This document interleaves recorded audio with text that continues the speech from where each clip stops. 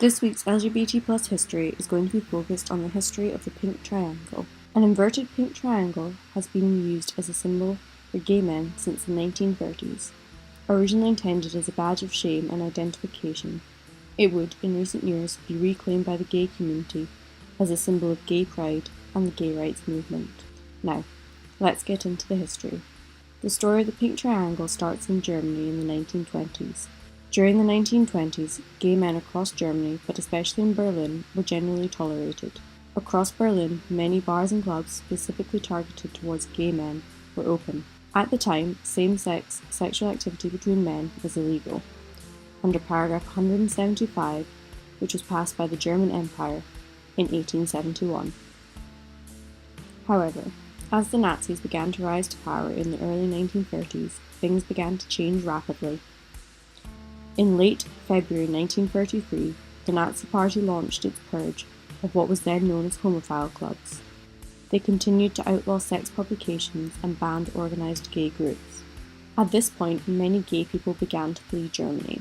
In March 1933, Kurt Hiller, the main organiser of the Magnus Hirschfeld's Institute of Sex Research, was sent to a concentration camp.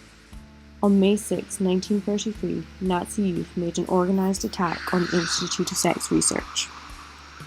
A few days later, on May 10th, the Institute's library and archives were publicly hauled out and burned in the streets. Around 20,000 books and journals and about 5,000 images were destroyed.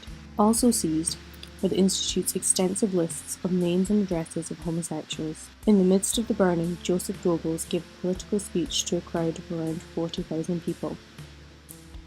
During the Night of the Long Knives in 1934, a purge of those whom Hitler deemed threats to his power took place. He had Röhm, who was considered one of his main competitors and an early member of the Nazi Party, murdered. Röhm's homosexuality was used as a justification to suppress outrage within the ranks of the SA. After solidifying his power, Hitler would include gay men among those sent to the concentration camps during the Holocaust. It would be after the Night of the Long Knives the Nazis would amend paragraph 175. The most significant change to the law was the change from an unnatural sex act committed between persons of male sex to a male who commits a sex offence with another male. This expanded the reach of the law, meaning that kissing, mutual masturbation, and love letters between men now served as a legitimate reason for the police to make an arrest. Shortly after the purge in 1934, a special division of the Gestapo was instituted to compile lists of gay individuals. In 1936, Himmler created the Reich Central Office for the combating of homosexuality and abortion. Nazi Germany thought of gay men as an opposition of the plan to create a master race, and sought to force them into sexual and social conformity.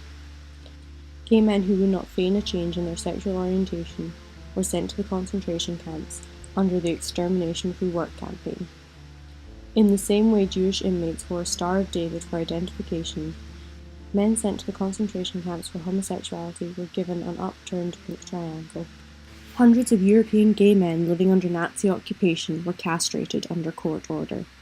Lesbians were not widely persecuted under Nazi anti-gay laws, as it was considered easier to persuade or force them to comply with accepted heterosexual behaviour. However, they were viewed as a threat to state values. The scarcity of sources makes it hard to determine to what extent lesbians were compulsory registered. There is evidence that reports were collected about lesbians by the police and other organisations. There are a few cases of known lesbians placed in concentration camps, but often lesbians were arrested for offences other than their sexuality. In the 2000 documentary, paragraph 175, it claims there are only 5 known cases of women being imprisoned solely for their sexuality. Lesbians were often imprisoned for other reasons, such as Henny Schneiermann and Mary Purges. They were both arrested in a raid of a lesbian bar in 1940 and taken to Ravensbrück. Both women were Jewish, and while their internment documents listed their Judaism, it also noted that Schneiermann was a compulsive lesbian and Purges as a very active sassy lesbian.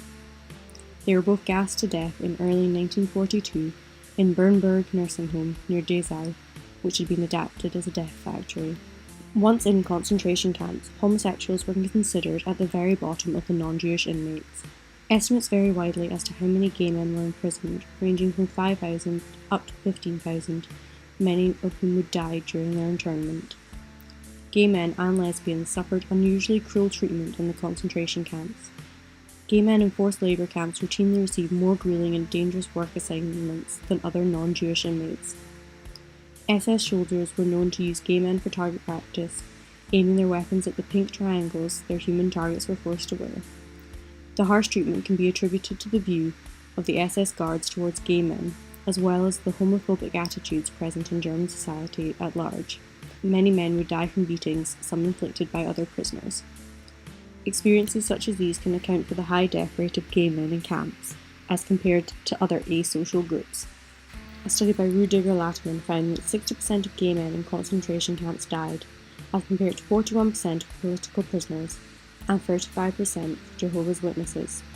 The study also shows that survival rates for gay men were slightly higher for those that were from middle and upper classes, and for married, bisexual men and those with children. Homosexuals were also subjected, like many other prisoners, to experimentation, often to try and cure their homosexuality. As World War II drew to an end, the concentration camps began to be liberated, revealing their horrors to the world.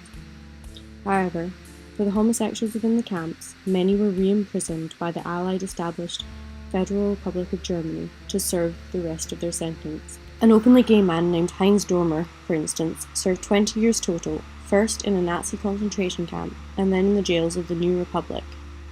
They could also be re-imprisoned for repeat offences and were kept on the modern list of sex offenders.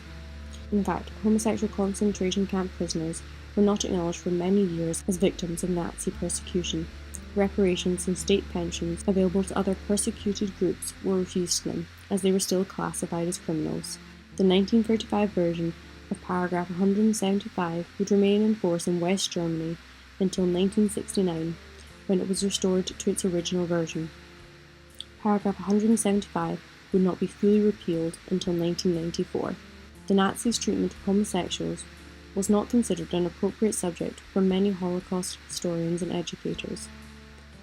It would only be in the 70s and 80s that Holocaust survivors would begin to write memoirs, and more historical research and documentaries began to be published.